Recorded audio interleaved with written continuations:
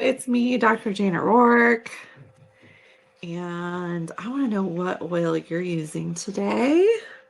I'm using some Focus Blend just now because I just got back today from Utah. I had fun in Utah. It was a little interesting. I went early thinking I was going to with the intent of renting a car and then going out into the mountains and going hiking for maybe a short hike on Monday and a longer hike on Tuesday, maybe another hike in between my sessions on Wednesday.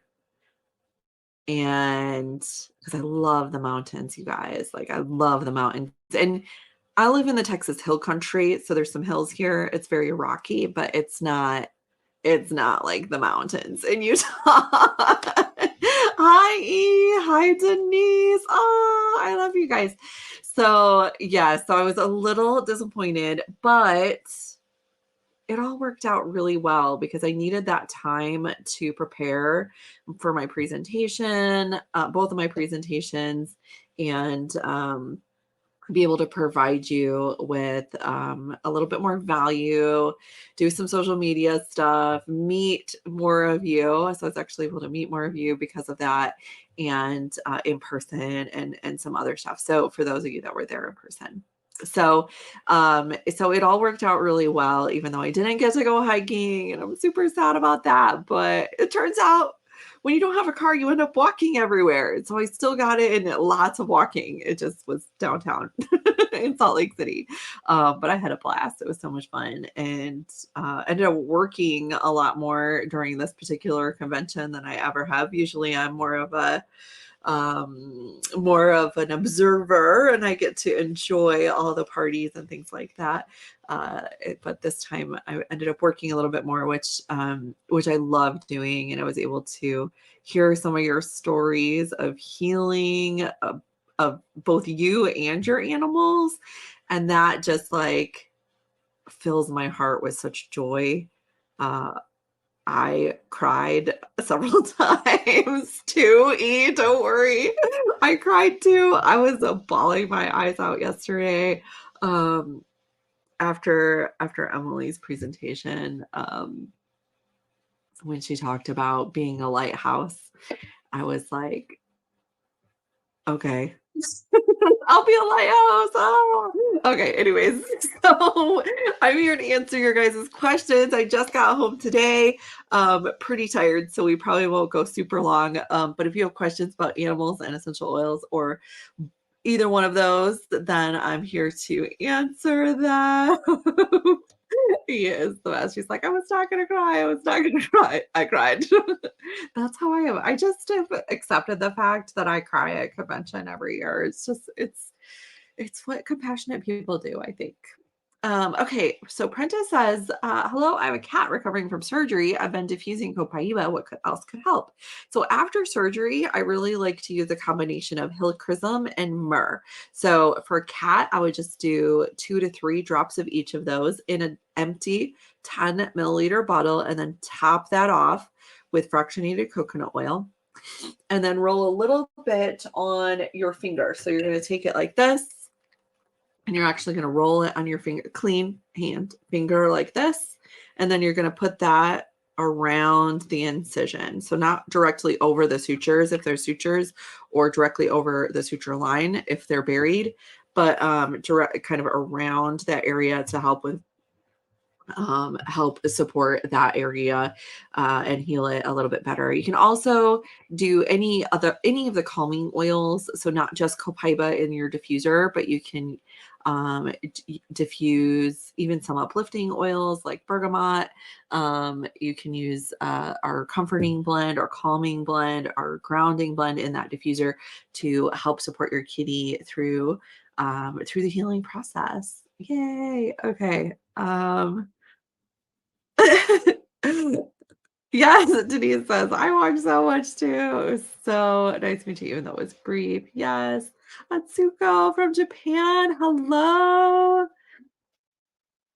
Facebook. Okay, Facebook user. Hello from Pennsylvania. Question: Is Castile soap safe for pets, particularly cats? Would it be safe to make a pet shampoo for cats? What essential oils would you recommend? So we actually have. Yes, I do use Castile soap for pets, and there's actually several shampoo recipes in the essential oils for pet guidebook. If you want that. That I wrote. I was wondering if I can look it up really quick. I'll give you one of those recipes because I don't have it memorized. Um, I do have, oh, I don't know what page it's on. So I might not be able to. Okay, here we go. So 3 ounces of unscented Castile soap, 6 ounces of water. You can add in an ounce of aloe vera juice, an ounce of vegetable glycerin, and then you can use kind of whatever oils you like. I like to use lavender and cedarwood because they're really really good for the skin, and most animals like them. But Roman chamomile is also very good for the skin. You can use copaiba or frankincense also. So lots of different things so that you can use that are totally safe. Um, assuming you're using a very good brand of essential oils because brand matters. Prentice says my cat Charlie is watching this right now. Hi Charlie. I give him a little pet for me. Okay, I cannot, Linda, I can't post your question because it's not compliant, but for respiratory support for dogs, you can definitely use our respiratory blend diluted and applied topically on the chest, and then internally do some of our protective blend, which has some really great oils that support the immune system. And let's see. Lori says, I've been using lavender to help my dog's itching for weeks. She has a red tummy and chews on herself constantly.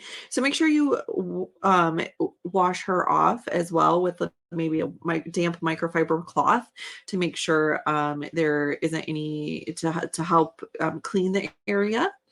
And you can also try Roman chamomile is very good for that as well. And what I really like to do is kind of a chamomile rinse for dogs that have super irritated skin, which is basically you make up some chamomile tea with, the herb, the chamomile herb, make it up, and then obviously let it cool down, and then you can rinse their belly with that. That's actually really very soothing as well. Okay. Laura is asking if a dog can get the viruses from people. And the answer is no, it's not very likely for that particular thing. So I wouldn't worry too much about it. We don't recommend that if you have a person in your household that's sick with a virus, no matter what kind of virus it is, that is communicable to other people, that person doesn't snuggle with the dog a lot and kiss the dog and that sort of thing, even though like when you feel sick it's really nice to snuggle, because then that dog could then potentially go to a healthy person in another area of the house and it could be spread to the other person that way. So just something to keep in mind. uh Okay, Donna says there's a kitty that is kind of coughing or dry heaving. Brought it to the vet, which I'm glad you did that. They can't find anything wrong. They put it on fluids. Still not eating after 9 days. So a cat not eating for that long, they actually start to go into organ failure, particularly liver failure. So it's really important to syringe feed that animal or do some kind of feeding tube. So maybe take back to the veterinarian if it's been 9 days and that cat's not eating. That's really, really serious. So please go back. You can definitely do some digestive blend, some digestive support oils on the belly, or diffuse some appetite stimulating oils like ginger and wild orange. You can diffuse those. But that kitty is very sick still and it needs to go back to the vet. Okay, let's see. Um, Let's see, Vicky, I can't post your question either because of compliance, but I would do some milk thistle support for and then our detoxification blend or juniper berry to support the liver in that case. Let's see. Here we go. Faye says, what can I use on my 13-year-old German Shepherd that has chronic hip pain from arthritis? And we will finish up with this question, I think.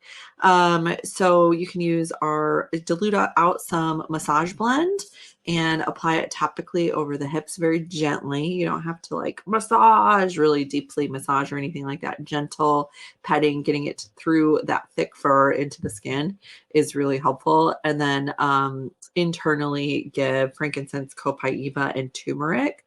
If you have the polyphenol complex capsules, you can give those as well for a German Shepherd that is a larger dog, and that works really, really well.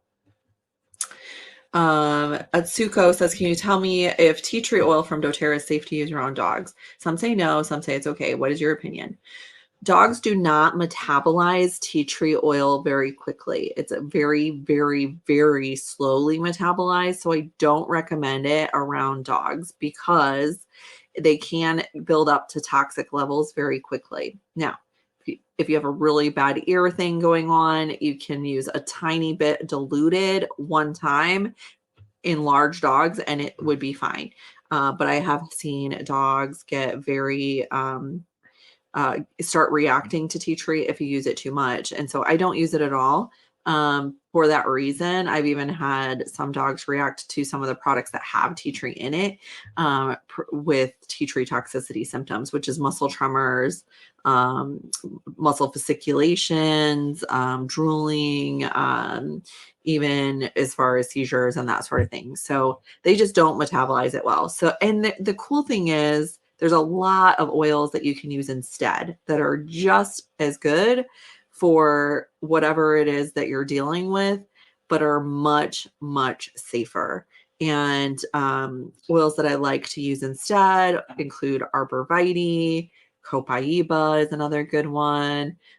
Even lavender is you can use for a lot of the same things. And or basil. Sweet basil is also a really good one as well. So lots of different oils that you can use instead that are much, much safer for dogs. So my general answer is no, don't use it. And if you want some more information about that, Atsuko, there is a really good, I created a safety guide and you're more than welcome to share this with people, this link. It is essentialoilvet.com/pet safety. Where is my link for that one? Here we go. It's totally free. So essentialoilvet.com/pet safety, a free guide about safety in animals. We cover rabbits in there and reptiles, and there's even a little blurb on fish. So, and also with the top 10 oils I use with animals. So if you would like more information on that, you can grab that. It's totally free.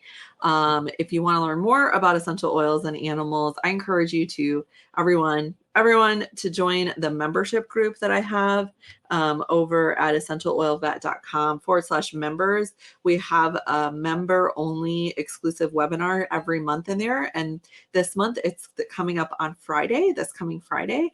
And we're going to cover the oils the new oils that came out during convention, as well as the top 10 oils for animals. And I answer questions there every Sunday as well. So definitely check that out if you haven't yet. Come join us over at essentialoilvet.com/members. And I'll officially announce that on September 26th, at 5 p.m. Central, we're also doing a webinar. I'll also be doing a webinar called the 7 mistakes dog owners make that might accidentally be hurting their dog. And you'll have an option to opt into the 7-day Happy Healthy Dog Challenge for that as well. So this is the first time we're offering this year. We only do this once a year. And so I would definitely recommend you hop in on that. The link to that is, let's see. I posted it in the discussion, the link to that. But the link to that is, there we go. go.essentialoilvet.com/dog-webinar-2022. It's a little bit harder, but you can grab that from the description, and I encourage you to register for that. You will have one option to sign up for the 7-day Happy Healthy Dog Challenge at 50% off. It's your only chance to do that. So if you're wanting to continue on and do that as well, we cover everything during those 7 days. So I will see you guys on Friday for those of you that are going to be joining the membership group and the webinar there. Otherwise, I will see you guys next Sunday for another Q&A. Bye, everybody.